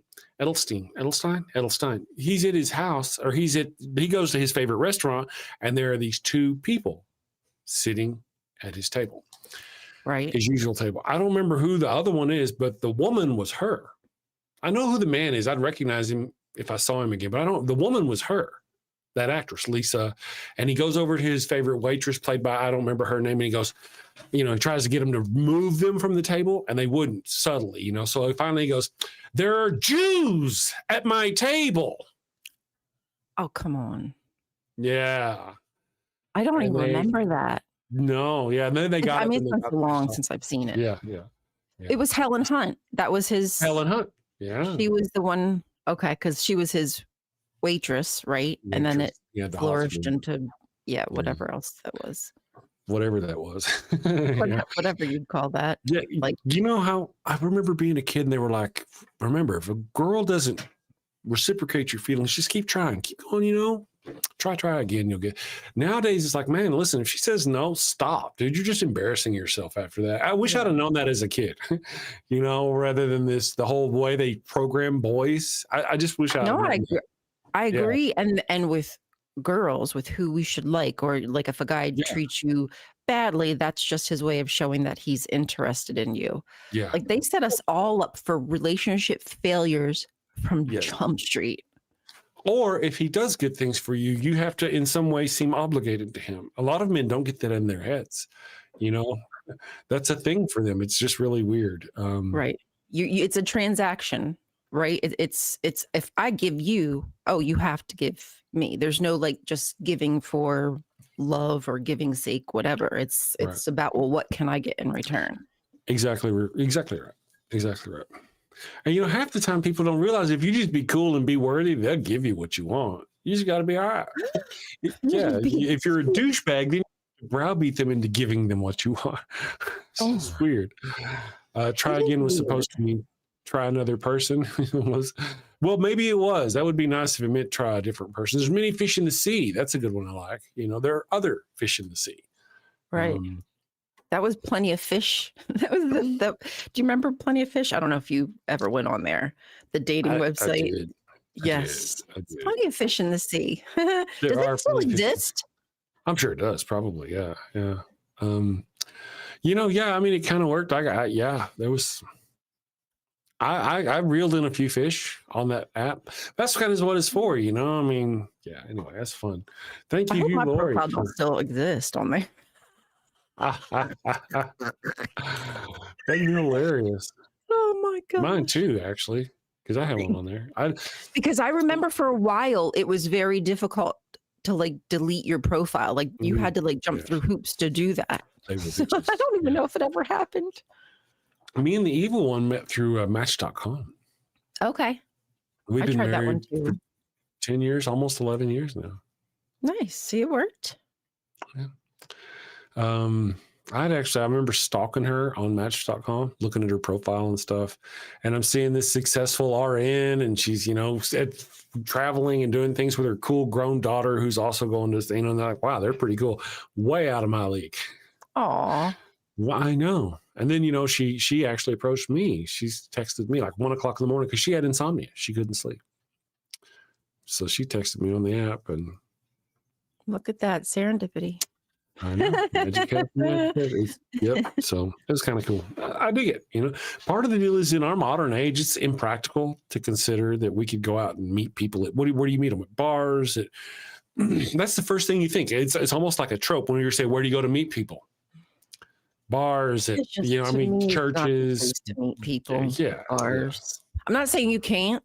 I'm not saying that you don't have fruitful relationships in bars whatsoever. I'm just in a dark environment mixed with alcohol, and some might feel better in that environment, right? Because their guard is down, whatever. Yeah, but just no, I'm sorry. I was talking about the men. Nowadays, I would really put a bag on your head. But for me nowadays, it's not where I would go to look for people. I would probably find like hobbies or like atheist groups locally, maybe a political atheist, things like interests that I really want to find somebody who has a mutual understanding or respect for. Yeah. And one of the things that I appreciate about these dating apps and sites is that you can kind of filter that out. Whenever you do go to a bar, you don't know nothing about the guy you got to meet. Okay, so now you got to have drinks with him and find out about this and this. Oh, he's a Trumper, son of a bitch. You know. So then you go on. But in your I've heard that Trumpers are lying about who they voted for because women have been asking, and they're lying about it because they know that women are turned off by it. That's right. Well, that's somebody in the chat here, and I think it was Left-Handed Jedi, always wonderful Left-Handed Jedi. Left-Handed Jedi sends me some of the best stuff in Discord. It's very cool. Said sci-fi conventions are a great place to meet people. That's a good idea. One of the things about going to a sci-fi convention is that you're finding somebody of a like mind, right? Or at least has a similar passion. When you go up to Joe Blow at the bar, you don't know nothing. Why is he at a bar to begin with? You know, if you're there, you've decided, okay, I'm a decent person. I do this and this. Now I'm seeking a person, and I'm going to go find somebody at a bar. The idea that you're going to find another decent person who's just desperate and finally going out to the bar to get somebody, that's pretty slim. What you're going to find is a barfly. you know, somebody with a drinking problem, you know, or, you know, and it's just not the best place to look. Yeah. Whenever you can be, again, I'm not trying to judge, right? Because I'm sure there's plenty of people who've met their mate at a bar, and you know, good people go to the bar. But like you said, who are you more likely to meet there? The barfly who goes there every night because he's trying to hide from some problem in his life or her life, whatever. Or, you know, just the random person like you that just happens to be good and just happens to be out that night for whatever reason. Yeah. And how many guys out there who seem kind of okay, but as soon as you look at their profile, they got like a car, a fast car. They got the sunglasses. They've got like a motorcycle. They've got their I hate women flags or whatever. You know, you don't see that until you see their profiles on like Facebook but you got to get up and meet them and find out who they are in person in order to get that far. But if you're on a dating app, you can kind of get their name and you can look at them and get a better idea. It works. It's a good way, I think. I feel like for the most part, like, are people 100% truthful on dating apps? No, but I do think that people are looking for like mind. So if politics is really important to you, it's likely going to be somewhere on their profile where they stand with something. And especially you'll know today. to filter. Yeah, you'll know to filter that out. Like, okay, I'm not down with that. Make it easier. Make it easier because nobody wants to waste their time. And here's an interesting quote. From a Star Trek quote, and they may have gotten it from somebody else, but it's easier for a civilized man to pretend to be a barbarian than it is for a barbarian to pretend to be a civilized man. So if you're out dating and you're looking at a guy and you're thinking, well, is he a MAGA and going to trick me? They might, but not for very long. They can't. They may pretend to be whatever, a lefty or open-minded or whatever, but it's not going to take long before they're going to say something. And you'll know, you know, it won't take long. Nope. Boy, I'm a judgmental asshole. The Spock's Beard episode, very true. The first episode in which we go to the alternate universe. It's our okay. So the deal. Yeah, for those is of you that who Discovery or is that the original series? Oh, the original series. Yes. So in the original series, the very first time we ever see the alternate universe, it's a transporter accident. Kirk and his landing crew, except Spock, are sent to the alternate universe. Uhura, I think, and a couple others, I don't know, but not Spock. Our Kirk gets sent to the alternate universe Enterprise. When he gets there, beams in, there's Spock, and Spock's got a goatee. Right. Spock doesn't have a goatee. And they're all wearing knives and their costumes are different. So they have to pretend to be these barbarian type people. But on the other ship, our regular ship, the Kirk over there and his crew couldn't do it. They couldn't be civilized and normal. They're all ordering people around. So it didn't take long. We see them in a cage. They're already imprisoned because they couldn't. It was easy to figure them out. Yeah. Yeah, it wasn't seconds long. They're going, you should probably assassinate that person. Like, whoa, what? You know, it just, it just didn't. Yeah. Mirror. I think one of the things, though, I love my Star Trek. You know, I love my Star Trek. And as I'm getting through Discovery, we should talk about that too. But the whole mirror universe, just, I mean, that one was hard for me. Yeah, even if all the same people were the same, literally flash at this exact moment in time back in Spock's day, the actions are so different that the people's parents never would have met the people's parents to have the people in the show that we have today. It's just ridiculous to think that. I mean, I know it's something, you know, but it's not. Yeah, I thought they could have figured something completely different out. They could have explained it in another way. Something cataclysmic happened. And all of humankind realized that it had to be more selfish, and something like that maybe could have been more explanatory. But the whole opposite mirror world and being the same exact looking, get the fuck out of here. Now, I just did not like it. That's right. Had they done the exact mirror world, except for we didn't have any of the same characters, they weren't. You know, it was just a different world where an empire reigned. That'd have been believable. Because a long time ago, wherever the two universes diverged, all those changes took place. The dice fell so many different ways. It would never, but the way they did it just it was really hard. So now we are almost through Strange New Worlds. Okay. I love me some Strange New Worlds, but I can't wait. There have been some issues. One of the things that I kind of appreciated is that, all right, so you see the first episode, they've got Trelane in the first episode. You haven't seen the original series yet, so you don't know who Trelane is. Trelane is, well, it wasn't the first episode, second episode, technically. Trelane in the original series, they come across this planet, and this guy who's magical, he just snaps his fingers and beams Kirk and them down there. He can just do all kinds like Q. He's got powers like Q. In the original series.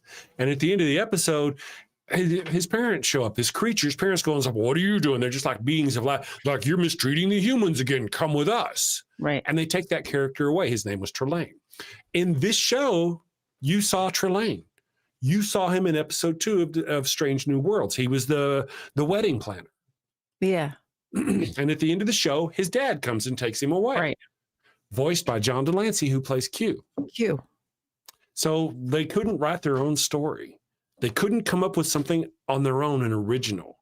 They had to go back and take that story from there and do it. And I was like, that kind of bugged me. The one good saving grace about it was that they never mentioned his name. Because had they mentioned his name, his real name, Spock and We did not, yeah. Uhura meet them later. Yeah, we see they both know them later. He does look different. True. But I was so glad they didn't say his name. But then, like, the next episode was based on something else from another show. And then finally they did another episode where there's a planet-eating ship, and it's got a bad name, and it comes along and it eats entire planets. And it destroyed one of our ships, and it's just left it in ruins and killed or hurt the captain. And it's almost mirror to original series episode where there was this ship that was coming along eating planets. Looked like a giant tornado laying on its side, you know? Oh. And I don't remember what that one was called, but it was kind of but thankfully, gratefully, at the end of the show, we find out that the big ship, if you remember the big ship in the Strange New Worlds that they end up destroying, had 7,000 humans on it that had left Earth a long time ago and blah, blah, blah. Oh, yeah, blah. yeah. Right. Yeah. Yeah. That's the one I'm talking about. And thankfully, that ship had a different story than the one from the original series. Because up until that point, whenever you find out they're humans or that it even has people in it, it sure does look like it's taken from the original series. The same creature. I'm like, fuck, you're not going to do that again, are you? But they didn't. So I was glad that they didn't do that. Okay. The Doomsday Machine. Yeah, exactly. The Doomsday Machine. If you watch, I don't think it's episode 4 or 5. It really looks like the Doomsday Machine. They're looking at a planet. All of a sudden, a beam comes out of nowhere and just destroys the planet. And they're like, oh my God, what did it? And it's something. It's a big, huge ship. And that's what the Doomsday Machine was. It was a big ship designed to destroy planets, chew them up, and use their resources for resources to build other shit or whatever. But it got carried away. It got lost and was just off. It was just a machine doing its own thing that got out of control from the species that created it. So they it's didn't going realize through that our was what was happening, right? Right. Yeah. And so like 10 million years ago, a species created this ship to eat planets to pull their resources so that species could use those resources. Somewhere along the way, that ship got away from them and came into our universe or our galaxy. And Kirk and them encountered it and had to stop it. That's kind of what happened. Unlike this other story where people actually left Earth. That one there kind of, well, I'll let that slide, but it's always like humans are always the best, greatest. We're always the best, greatest. And then they're like a huge ship with 7,000 people on it, still alive after the huge explosion, 7,000 life forms on the ship. And they're like, can we save any of them? And they're like, too many little pieces. We can't get a lock on. I'm like, really? You can't get anybody? You got 2 starships there with working transporters and shuttlecraft, and you can't get anybody? Anybody? They even had one of the people from that ship on their ship, but he died. So you couldn't. So no, we didn't learn anything about these people outside of what they've had. Damn. Anyway. Yeah. And the incredible vastness of space, a starship just happens to collide with one of those asteroids flying towards Earth. Oh, I'm not sure which one we're talking about. Pretty sure bugs really flew through the rocks in the book. Ooh, you guys are Starship Troopers. Oh, yes. Have you seen Starship Troopers? Oh, yes, but it's been it's been a while. Yeah. Since I've seen it. Yeah, it's the of course, if you know, Starship Troopers is actually a satire on fascism and authoritarianism. a lot of people don't realize that. So whenever the movie came out, a lot of right-wing people saw it as like they didn't see it as the parody that it was. They're like we see Star Trek. Yeah, like we see Star Trek, us lefties see Star Trek. They saw Starship Troopers. And it was interesting that they didn't even realize it was a parody that they were anyway. The book wasn't. The book the Starship Troopers was based on was not meant to be a parody. Okay. I think that author was a little more serious about his desire for authoritarianism in the future. But a lot of it, when you think about it, like they're killing the bugs, crushing the bugs, and they show the little kids on TVs killing the bugs, stepping on the bugs in the front yard. It's very propaganda. It's total solid propaganda. They're dehumanizing the creatures that we're attacking. Mm-hmm. And it's just, the whole thing is fantastic. It's a great show. I dig it. Yeah. Let me see. If J.J. Abrams' reboot, Muttley Von Erich says, had given Spock a beard, it might have been tolerable. Instead, we got an unoriginal, unimaginative dross. Yeah, in 2009, if you're not familiar, you're with the J.J. Abrams takeover of Star Trek. Whenever he recreated Star Trek with Christopher Pine, the Kelvin ship that is at the beginning of it that Christopher Pine, Captain Kirk's dad, dies on at the beginning of that movie. At the beginning, yeah. Anyway, in that movie, the Kelvin ship is named after J.J. Abrams' grandfather because he was really into. So, like all of his productions, in some fashion, will have Kelvin in them, and this actually is called the Kelvin timeline of the Star Trek universe. All the movies that have been created from him. Whenever we're watching Strange New Worlds, are we watching the Kelvin timeline, or are we not watching the Kelvin? We don't know. Really? That's a legitimate question at this point, actually, because Kirk was born at the beginning of the Kelvin timeline. So we have our normal timeline. So one of the things is like, why, if you go back and watch the original series, you'll see that the Enterprise in Strange New Worlds is much larger than the Enterprise in the original series. The bridge is larger. The entire ship is vast compared to, And they kind of, I have seen an explanation for that. It goes to, this is part of the J.J. Abrams universe. And because of the Naratu, the big Romulan ship that came back in time in the beginning of that movie, Star Trek, because of that changed everything. And it caused Star Trek to start building bigger, better, stronger. And that's why the Enterprise we see is so much larger than the one that it would be in our normal universe, which is the original series universe. I see. Yes. So there's that. Well, there you go. There is that. There is that. I know. There's always an explanation. There is. I think they reconcile that as a Federation more militarized by the Kelvin attack, something like that. Yeah. Had something to do with the Kelvin situation. Reptile brain sees gunfire and explosions, and it squeals in glee. Yeah, there is that. I'm going to do us a quick break, real quick, and we'll be back. Let's see. Let's do. Pickle. You guys have been good. What? Oh, you guys have been good. She's eating a tissue. Sorry. Dang it. Let's do this one. Have you sinned again? Oh, and it's bad this time. A chicken just won't do. But wait, you don't have a goat for your burnt offering. Oh no, the Lord's wrath is upon you. Insignificant person whose name I don't know, you have sinned. Probably. I shall smite thee. What do you do? You're all out of goats. She left you for another man. Fear not, my wayward child. Introducing Father Flanagan's line of goat-scented flesh candles. No goat? No problem. Just light one of these bad boys and let the sweet, savory scent of burning built flesh rise up to the heavens. Is that goat? It's easy, it's fast, and deluxe models even have patented technology that produces a goat screaming sound as the wick burns. Father Flanagan's line of goat-scented candles. Save a goat, burn a candle. Father Flanagan's line of goat-scented flesh candles are part of our You Do You Jew interfaith outreach program. When you sinned and need to atone, light a candle and avoid the stone. When the Lord requires 100 snow, light a candle or you're going to hell. Okay, we are back. Hey, there she is. Ember says other way around. Quits the book was 1,000% satire. They toned it. No, that's wrong. Please go look it up, Miss Ember. I love you. You're just wrong on this one. Just a basic Google search, and you will find that it was the movie Starship Troopers was very much a parody of authoritarian militaristic societies, but the book, nope. It's 100% straight. Second one says reviewers were strongly critical of the book's intentional glorification of the military, an aspect described as propaganda likened to recruitment. So the book was very serious, and the movie was very satire-y. Sorry. But I love me some Ember. Good morning, KCA Randy. Thank you for joining us. We're kind of getting near the end of our Friday show. The Friday show. But maybe that's what we can do. We could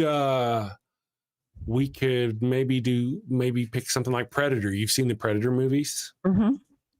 I have done. Do you have feelings on the Predator movies? Because the evil one, actually, we like the Predator alien universe. I say we, I she. do too.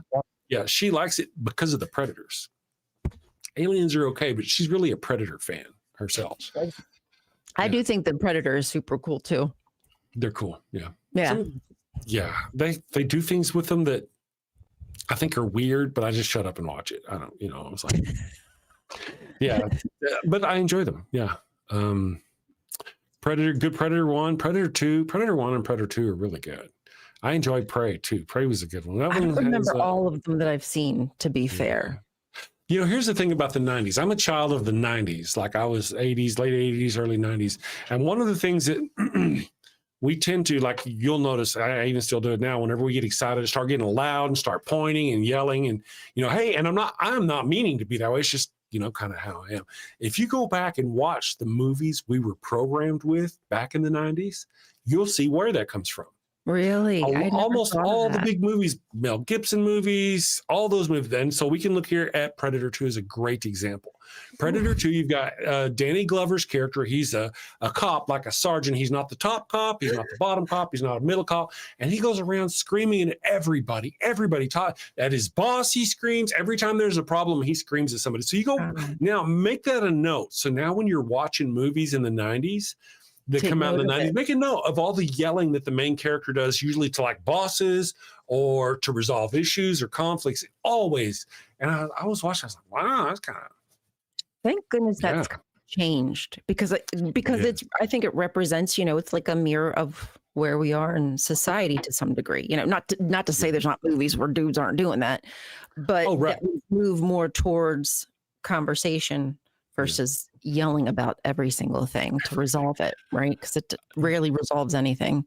True. And not all movies from the 90s do that, but I'm sure a lot of them do. And I think my example of Danny Glover in Predator 2 is a really good one. And so if y'all want to know what I'm talking about, just go watch for that and you'll see what I mean. Almost all of them, they always, and it's to bosses, you'll be insubordinate. The cops are always yelling at their bosses, and always storming out of the office. In real life, that cop would have been benched. I don't care who they are, kind of situation. But yeah. Get to the chopper. Give me your hand. Huh? Get to the chopper. That's right. Pearl's Heart. Yes. Pearl Harbor sneak attack. The aircraft carriers U.S. Enterprise and Hornet, Saratoga are out of the berths in different reasons. Yeah. So had the aircraft carriers been at the in Pearl Harbor and the Japanese actually had the opportunity to attack them, or at least even known where they were, the Japanese would have probably pushed all the way into the west coast of the United States. They were fully prepared to do that. But since they didn't know where the two huge aircraft carriers, some of the biggest force that the U.S. had, they didn't know exactly where they were, and they didn't want them to get behind them, between them and Japan, so they went ahead and pulled back. Considered one of the largest foibles of the war. That's not what wow. I didn't know that. Yeah. Cool. So, me and my weed brain, I probably don't know it either. What were we talking about? Yeah, exactly right. Okay, so maybe like I say, maybe next week we can do, if you're not prepared for the Battlestar Galactica, the Cubs isn't back. That didn't scare me at all. At least I don't have to pee anymore.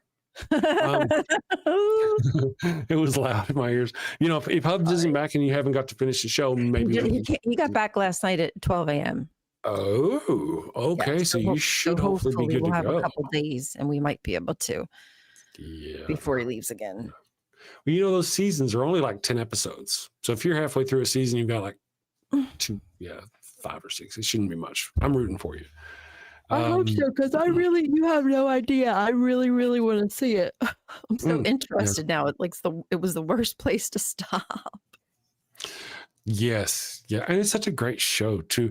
And now, I don't know what you've seen with Baltar and the actor who plays him, but you've kind of got quite a ways through. And I have to say, I was very impressed with his acting chops. There's this scene where the robots want to get information from him. Are you familiar with what I'm talking about? Is that the one where they're like electrocuting him or whatever you want to call it? Torturing the shit out of him? Okay, okay. I didn't want to say anything if you haven't already seen that. Number 3. Yeah. Xena. Yes. Warrior Princess. Yeah. His acting in that where they're torturing him and he's screaming and begging and all that stuff. And then they get him in the water and that was separate. Fuck. Not only did the Cylons torture him, but Adama and the humans tortured him too, because they had the things in his stuff and they had him floating in the water, convincing him he was going to drown in the water. Right. I remember that. Yeah. They gave him whatever that stuff was. Phenomenal acting on his part. Yeah, he did. He's like, he went from a character who I obviously did not like whatsoever to somebody who I kind of respect now. It feels like he's changed. It seems as though maybe he's figured some shit out. Oh, yeah. I don't know for sure, of course, but I enjoy him now more as a character. Nothing to do with his acting, but just as a character now. Yeah. That's the whole deal. His acting is so good, you don't even realize. You know, I don't like that guy. Well, he did a good job then. Right. There's a lot of. I think that you have a feeling about it. It's probably because he did a good job. Sapphic Hazard asked who we're talking about. Baltar. We're talking about the actor who plays Gaius Baltar in the new Battlestar, the 2001 Battlestar Galactica. I don't remember his name. Caius. No idea. James Callis. Does he play in anything else? Like, I can't remember seeing him in anything else. Well, actually, yeah, he was in Picard. Wasn't he? Yeah, he played Picard's dad. Oh, I don't know. Yeah, I'm pretty sure he did. He was in Picard as his dad. Ministry, but that's it. Like nothing else. Oh no, I mean he's got 75 acting credits on. Oh no, he's been around. Bridget Jones, Castlevania, Star Trek Picard, Maurice Picard, MacGyver, the new MacGyver, which I haven't seen. 12 Monkeys, he was in 12 Monkeys apparently. That's a TV series in 2017. I didn't know they made a TV series in 2017. I didn't know either. A lot of them you wouldn't know. A lot of Bridget Jones stuff. Bridget Jones Baby Extended Cuts, Bridget Jones Diary, Musketeers. Was he in the Musketeers? Oh, that's a series too. I'm trying to see something he was in that I recognize. I just don't. Yeah, like You know, like he was in an episode of CSI. Of, the 3,000 episodes of CSI, he was in actually 3 of them, I guess. Eureka, Merlin, Battlestar Galactica. You know, the actor who played Dr. Bashir in Deep Space Nine, which you haven't seen yet. Oh man, that doctor there, he plays in Game of Thrones. You'll see him in quite a few things. He was the Game of Thrones, the father of, Pedro Pascal's character, the one who did around and they went to his land and they met his father who was in a wheelchair and his daughters eventually. That was the actor who played Bashir from Deep Space Nine. Ah, okay. Yes. Helen of Troy, Relic Hunter. Yeah, he's been around a lot of Bridget Jones Diary. Man, this guy. Jason. Yeah, I remember Bashir now. He's a thin. He's a thinner guy with brown hair. he changed his name. In the original, when he started out, he was using Alexander Siddig. He's a Middle Eastern individual. Mm-hmm. And so he was using Alexander Siddig instead of his real name. And then kind of once 2 or 3 seasons in, he changed it to his real name. Good. Good for him. Yeah, you know, I mean, this was the 90s. So, I mean, it's easy now to go, oh, you traitor, you know, but if you realize, had he not done that, Siddig Al Fidel, yeah. Had he not done that, he may not have gotten the job. So, Siddig Al Fidel. People have to change their name. A lot of people do it. I mean, I can understand if you want to. Like, just some people don't like their name, and it might be the perfect opportunity to, like, make something that you want. But to have to change Believe it or your name, not, you Chris might not Mallard get a is not job. my real name. No, really? It's not my real name. I'm an actor, right? And what's my acting name? Chris Black. Oh, okay. That's not my real name either. You just, whatever fits the part better, or? No, whenever I created Chris Mallard is because I was going to be an atheist and I was going to speak out against atheism. Christians are dangerous, and I didn't want to threaten my wife and family. Whenever I went to acting, my real name kind of sucks, and I chose Black because it was more catchy. I chose it from Claudia Black from Farscape, the actress who plays on Farscape. So that's the why. Let's see. Oh man, we're kind of done here. What I'm going to do, we are done, my friends. I'm going to wrap up the show by playing the Holy Halos and just let it go. So if you guys are into the Holy Halos and you haven't seen them, just check it out. You're going to see the Holy Halos. Ryan, thank you for joining me today on Sci-Fi Friday. We'll probably maybe do Predators or something next Sci-Fi week or something, because something we're familiar with. But no, Manon, you're going to be finished hopefully with Battlestar Galactica very soon. So we'll plan on that. Anyway, thank you all. Everybody stay safe. Have a wonderful day. I'm going to play the Holy Halos. I'll see you here in just a minute to close out the show. Next up in the bark bank, a clergyman with a holy hustle and maybe a few unholy loopholes. Hi, Barks. Blessings and belly rubs to you all. I'm Father Flanagan, and today I'm here seeking $50,000 for 3% of my soul-saving startup, Holy Halos, the world's first, soon-to-be, church-approved condoms. Following the ways of the Lord can be hard and often require sacrifices of the flesh. Well, fear not, my wayward child. Introducing Father Flanagan's line of Holy Halo condoms. Hold on, Father. The church very much doesn't like condoms. How do you expect to sell these? Well, you're right, but these aren't just any condoms. No, my furry financiers, these are permeable. But every single halo has been dipped in holy water, a divine divider between you and sin. You can finally frolic freely and still keep that sweet spot in heaven. Permeable, but dipped in holy water to keep the sin out, but let the babies in. Let you get your stick wet without getting your stick stuck, if you know what I mean. Oh my! Very embarrassing every time. So basically they don't work as condoms, but they let you get away with having sex without going to hell? Exactly. The church gets to keep making babies, but you don't have to keep going to confession. Think of it. No more guilt. No more awkward "I'm saving myself for marriage" speeches. With Holy Halos, you can take those pray hands and turn them into lay hands. Didn't I read that holy water is full of bacteria like E. coli? Won't this be harmful to women's health? The words are English, but I don't understand the question. How are you addressing the issue holy water presents for women's health? Again, I'm not understanding. She does that. Well, we don't get it either. Is that mesh from a window screen? Ah, that's a keen eye you have there, young lass. Yes. Another fine selling point, rough on the outside to increase her shame, as it should be, but soft and smooth on the inside, internally lubed and ribbed for his pleasure. We even have custom scents. Scents? Now you have my attention. What flavors we talking? Don't pitch me that vanilla missionary nonsense, Padre. Well, we do have virgin vanilla, but we also have miracle mint and cooing camel, and my personal favorite, sweat of the Savior.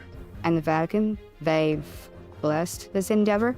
Well, not exactly. I'm still waiting on the papal decree one way or the other. I love it, but you're asking 50 grand for only 3%.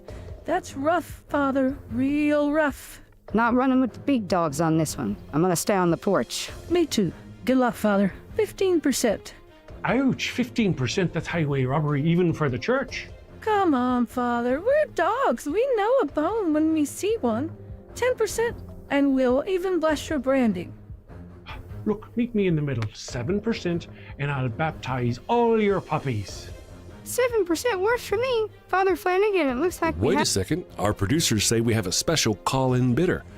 Let's get him up on the screen. Folks, we have the guardian of the sacred fire hydrant himself. Oh no. Defender of the holy tennis ball and eater of the golden kibble, Pup Oliver Poops a Lot the fifth.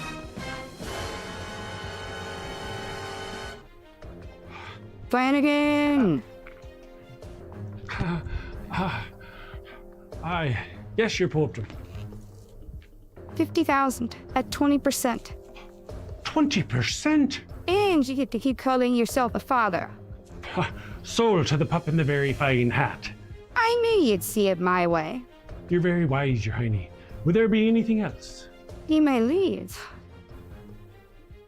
Father Flanagan's line of holy halos, ultra thin, spiritually thick. Available in 3 sizes: conservative, medium, and liberal. All right, we are back, my friends. Thank you very much for joining us. I want to mention tonight at, I believe it's 6 p.m. Central, 7 Eastern, I will be on Truth Wanted. We're going to have a show. I'll be over on Truth Wanted. It's going to be a lot of fun, so go tune into that. Whenever I kill this stream after the in-show music, it should automatically pipe you over to Ember's show. Go check out Ember's show. Enjoy Ember. Ember is fantastic. Thank you, Ember, for being there, for me to shuffle my folks off to. And thank you, everyone else. Have a wonderful weekend. Stay safe, everybody. Send safely, my friends. Take care. Got a house that smells like old cheese and shame. Father Flanagan's flesh candles change the game. Goat-scented thrills for your soul's delight. Light it up, baby, make your room right. When you've sinned and need to atone, light a candle and avoid the stone. Smell the goat in a holy zone. Father Flanagan, here to set the tone. Confession booths, busy, no need to stress. Light a candle and forget your mess. Gross odors vanish like sins in the wind. With each wick, guess who's your new best friend? When you've sinned and need to atone, light a candle and avoid the stone. Smell the goat in a holy zone. Father Flanagan, here to set the tone. Lambs and calves may have their day, but goat's the scent that leads the way. Clean your slate with a sniff so pure. Father Flanagan's got the cure. Turn your home into a saintly space. With every whiff, find redeeming grace.